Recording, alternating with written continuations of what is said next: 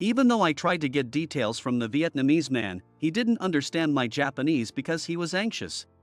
When he finally started speaking, I couldn't understand him. Time passed frustratingly, and Sarah sighed.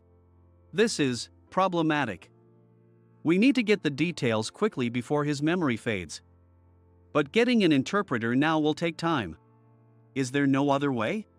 Sarah sighed again and glanced at me. Seeing her pleading eyes, I made up my mind. My name is Michael. I'm 30 years old. Currently, I work as a paralegal, assisting attorneys at a law firm. I've been through a lot to get here. I've also given up on some dreams. However, I think I'm living the most peaceful life now. The documents you requested are ready. When I handed the documents to the male attorney, John, he glanced at them and said, "Thanks. I'll look at them later," and turned back to his computer. But, hey! You borrowed my paralegal, and that's all you have to say? Take a proper look at his work, said Sarah, showing her strong-willed attitude. Sarah is the attorney I work for. Although I primarily work for Sarah, I occasionally help other attorneys like this. John quickly flipped through my documents and praised them for being well done. Of course. Michael is amazing. Sarah complimented me as usual. Since obtaining her lawyer qualification at 24, Sarah has made remarkable achievements and now handles requests from various places as a highly skilled attorney. Despite being such an impressive person, she somehow appreciates me. When I first came to this office for an interview, it was the same. As soon as she saw me, Sarah greeted me with a big smile and conducted the interview with the principal and me. They were looking for a new paralegal because Sarah's former paralegal had passed the bar exam and left. They asked about my background and gave me a brief legal test. It was a very simple test. I was hired on the spot. Honestly, I was confused if I was the right fit, but Sarah smiled and said, "Looking forward to working with you." I can't thank Sarah enough. Since then, Sarah has praised me even for small things, saying, "Well done," or "Amazing." To be honest, I'm currently lacking confidence, so I can't fully accept her compliments. Every time I'm praised, I let out an awkward laugh. At first, it felt like having a very kind older sister, but after working here for 3 months and spending time with Sarah, I've fallen for her. When she smiles at me, my heart races. However, a highly skilled attorney and a mere assistant paralegal. It's like comparing apples and oranges. My feelings for her are my motivation to live, but I try my best to keep them hidden. One day, Sarah was assigned as a public defender. The client was a foreigner with Vietnamese nationality, who as a technical intern, could speak some Japanese. In that case, there's no problem. Let's go. Sarah quickly prepared and left the office briskly. I hurriedly followed her.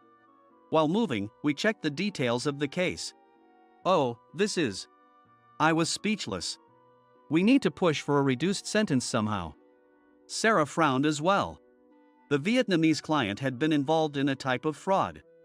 He had withdrawn cash using someone else's card as a so-called runner. In recent years, special fraud cases have been increasing, often leading to harsher sentences for fraud and theft.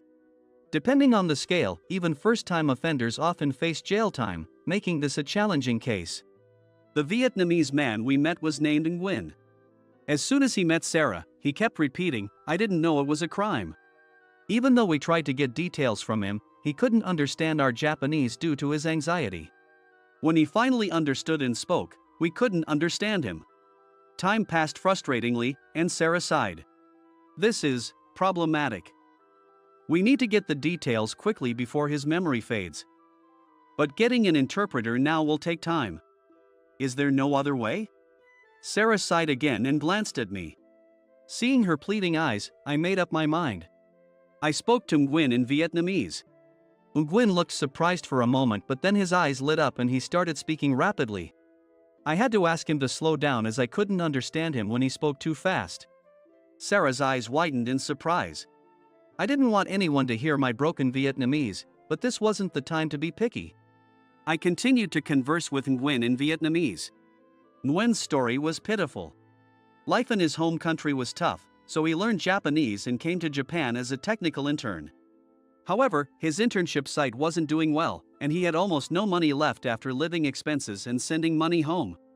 At that time, someone told him about an easy part-time job. He was just supposed to withdraw cash using a card handed to him by that person. When he asked why, he was told it was to help an elderly person who had difficulty moving. He believed the story. He even thought he was helping someone. He withdrew the cash and handed it over, feeling proud. He was a bit disappointed when he was told, if a foreigner hands over the money, the elderly might get startled.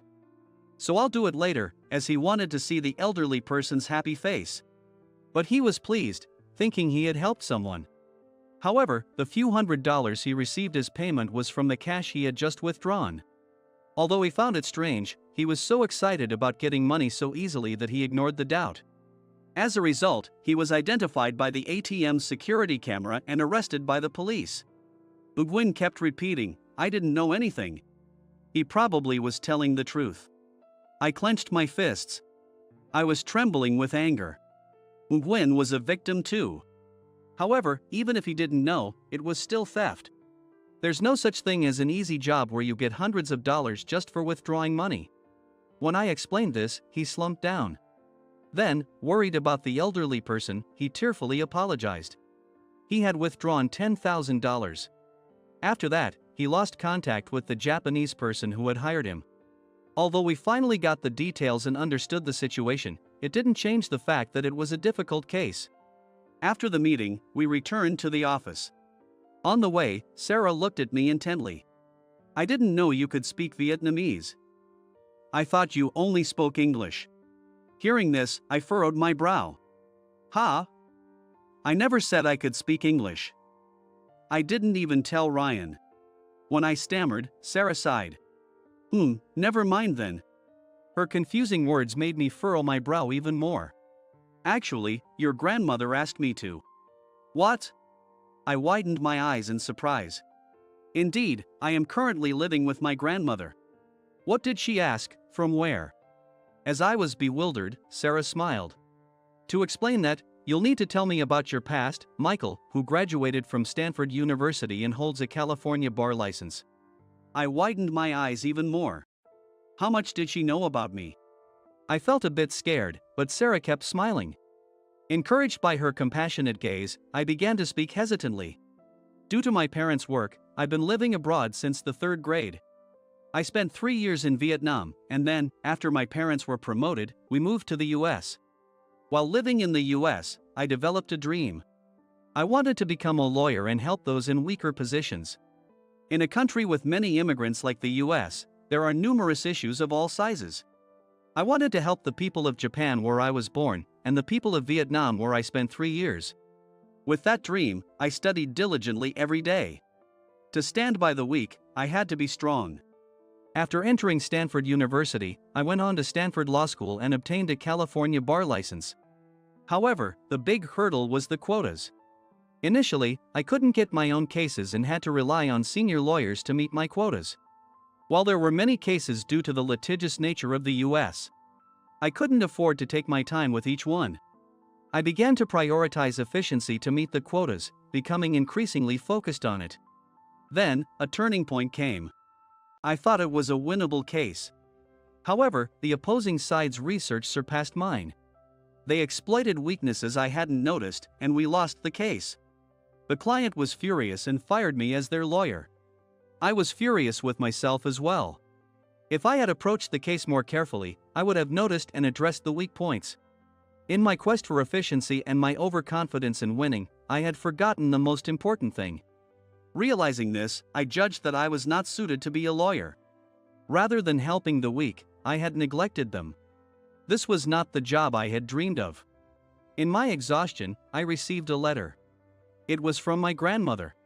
Hearing about my situation from my parents, she sent me a letter from Japan. "Come back anytime." Seeing those words made my heart tremble.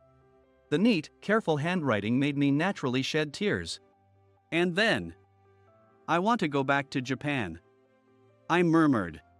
My memories of Japan were up to 3rd grade and the annual visits. While my maternal grandparents had already passed away, my paternal grandmother always welcomed us with a smile. She was always warm and welcoming. I wanted to go back to that place. So, I returned to Japan alone and started living with my grandmother. For the first few months after returning, I spent my time in a daze. I spent my days eating the delicious meals my grandmother prepared, sitting on the porch reading books while looking at the flowers in the garden. And sometimes helping her with gardening. Every flower my grandmother grew was vibrant and blooming beautifully, filled with love and care. She often called this my recharging period, and surrounded by flowers, I truly felt warmth, peace, and a sense of fulfillment growing inside me. As my health gradually improved, I considered starting a part-time job and began reading a local job listing magazine when my grandmother handed me her mobile phone. Despite being 80 years old, my grandmother loves new gadgets and skillfully used her mobile phone. She showed me a job listing for a law firm. Grandma. I mean, right now. I'm not really up for anything related to law. As I hesitated and tried to decline, my grandmother smiled and pointed to the word paralegal on the screen. Of course, I knew what it meant. During my time as a lawyer in the US, I had been helped by paralegals many times. I think you're suited for something related to law, Michael. Hearing that, I reluctantly took the phone from her and looked at the job listing. A paralegal, assisting lawyers.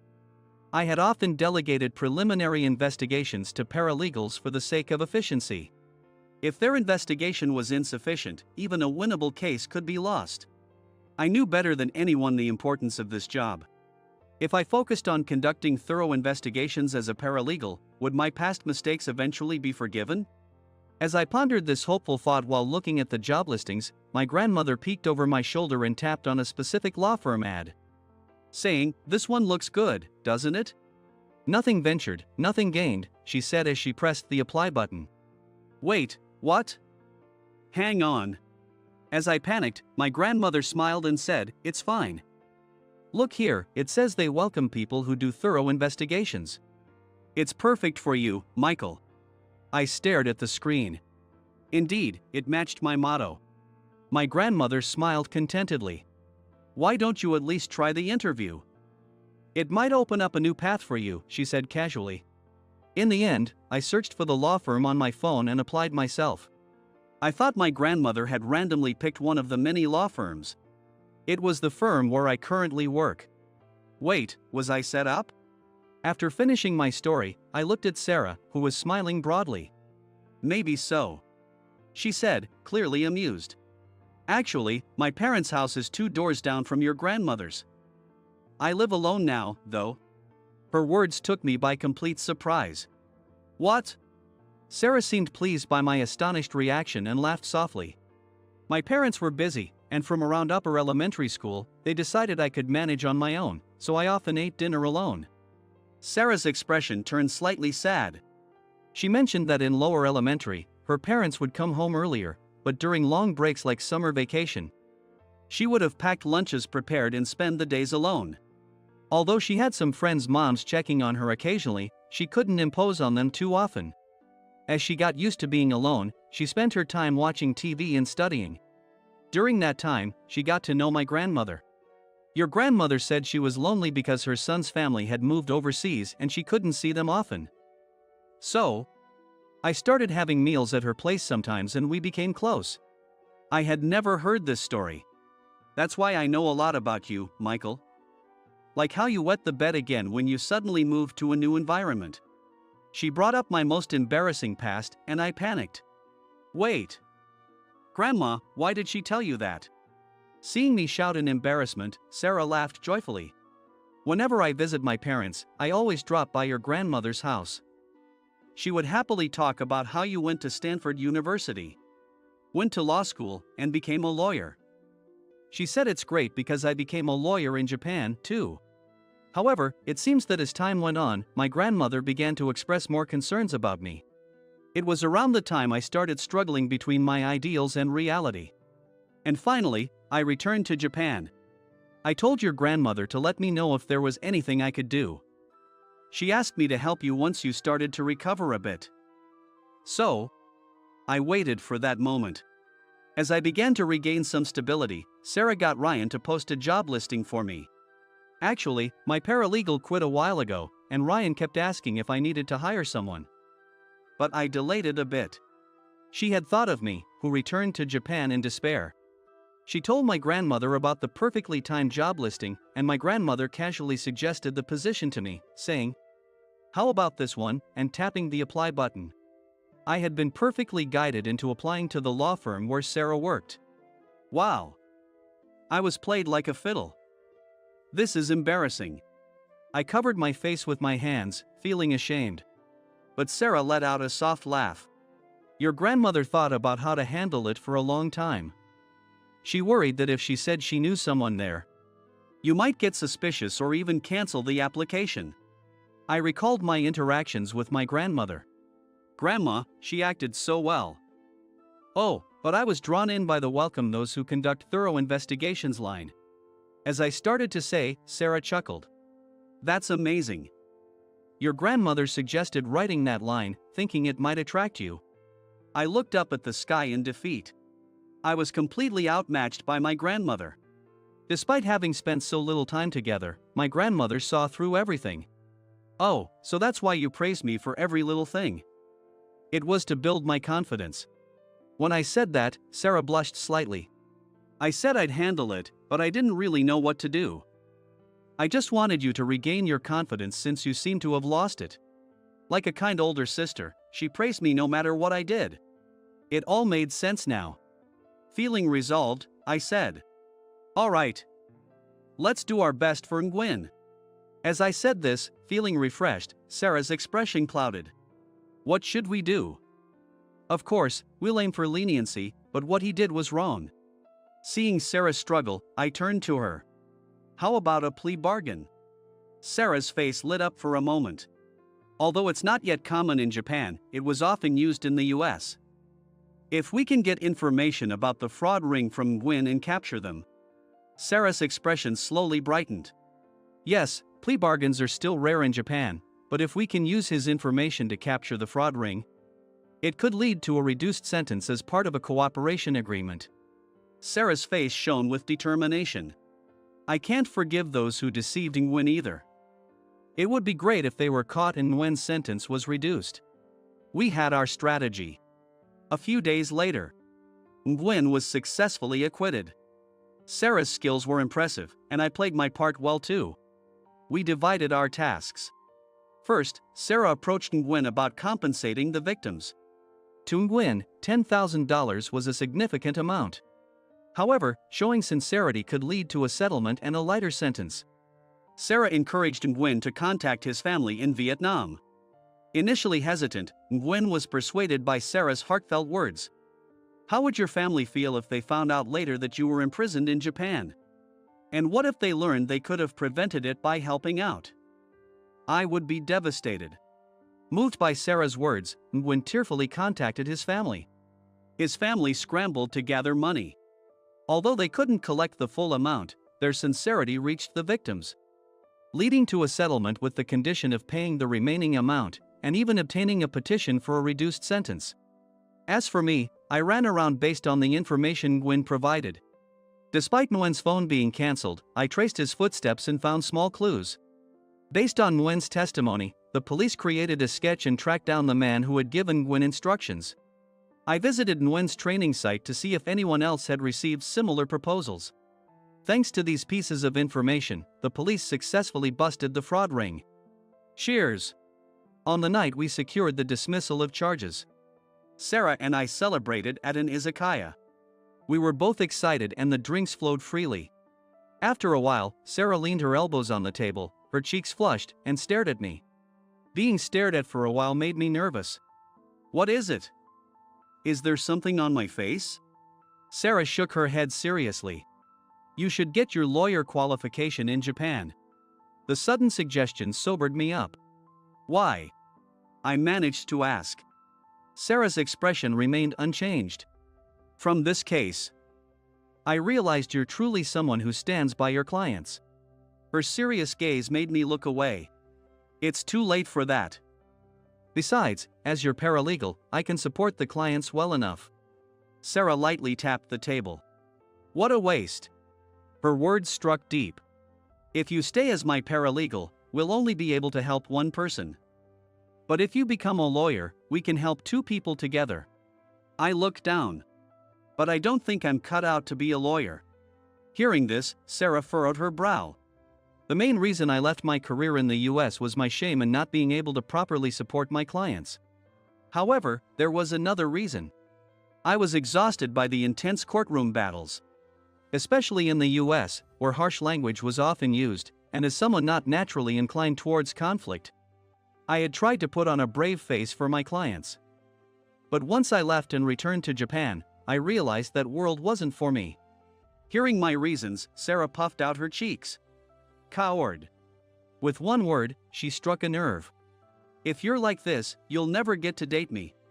Her sudden bombshell made me panic. What? Why? Sarah, still pouting and blushing slightly, replied. I know you like me, don't you? I turned red and stammered. No. It's just. You're drunk, right? That's it. You're drunk, Sarah. At my suggestion, Sarah slowly shook her head. Did you forget who my source is? I pictured my grandmother's smiling face in my mind. I buried my head in my hands. She's told me everything about you, you know? How you're kind, amazing, wonderful, and all that. Living alone with my grandmother could get a bit lonely. Trying to dispel the loneliness, I often talked a lot. But the only topic I really had was Sarah, so I ended up talking about her. As I buried my head in my hands, Sarah continued talking to herself. Beautiful, cute, and I love her. Hey! I didn't say that much to my grandmother. When I protested, Sarah smirked. So you didn't tell your grandmother. But what about in your heart? Her teasing expression was a knockout for me. I do think that. As I admitted honestly, Sarah suddenly blushed bright red.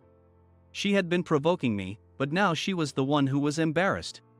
I didn't think you'd admit it so easily. Sarah covered her cheeks with both hands. So, since you said that much, will you go out with me? When I asked, sounding a bit sulky, Sarah puffed out her chest. If you pass the Japanese bar exam and become a lawyer. Here we go again with that, I thought, but then Sarah gently touched my hand. Because, it would be such a waste. You have a better ability to empathize with people than I do, and you're smarter than me, right? I squeezed Sarah's hand tightly. What? Sarah looked a little flustered, and I leaned in closer. I promise. I'll pass it as soon as possible. And when that time comes, it will be too late to regret it. Then, I brought Sarah's hand closer to me. Can I do something? I think this will give me all the motivation I need. With that, I kissed Sarah's hand. Sarah's ears turned bright red. That expression was incredibly endearing. A few years later, our wedding reception was coming to an end. After reading our letters to our parents, we called my grandmother to the spotlight. My grandmother, not knowing what was happening, was led by the staff to stand before us. I took the microphone. Grandma, thank you for always worrying about me. Hearing this, my grandmother's eyes welled up a bit. And thank you for being like a speaker, relaying everything I told you to Sarah. The whole room erupted in laughter at my words. Grandma looked away and whistled innocently. She's such a playful grandma. But thanks to that, I am now married to Sarah. I also managed to pass the bar exam in Japan. Thank you for making me midnight snacks and supporting me during my studies. Then, Sarah handed over a small package. It was a preserved flower made from the flowers my grandmother grew in her garden, so they wouldn't wilt. It was encased in glass and could be enjoyed for years. Just like the flowers in the garden, please stay healthy and keep watching over us. As I said this, my grandmother nodded with a smile. Sarah and I smiled at each other. I am who I am today thanks to my parents' care, my grandmother's love, and Sarah's encouragement. Now it's my turn to give back. I want to live my life supporting these wonderful people and the clients who come to rely on me.